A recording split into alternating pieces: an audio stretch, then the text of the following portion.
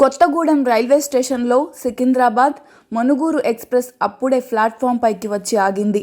సుదూర ప్రాంతాల నుంచి తమ గమ్యస్థావరం కోసం 1000 కళ్ళతో ఎదురుచూస్తున్న ప్రయాణికులు ఒక్కసారిగా భయాందోళనతో పరుగులు తీశారు. ఏసీ బోగిలో పొగలతో కూడిన మంటలు వ్యాపించడంతో కొత్తగూడెం రైల్వే స్టేషన్ ఆవరణంలో ప్రయాణికుల కేకలతో దద్దరిల్లింది.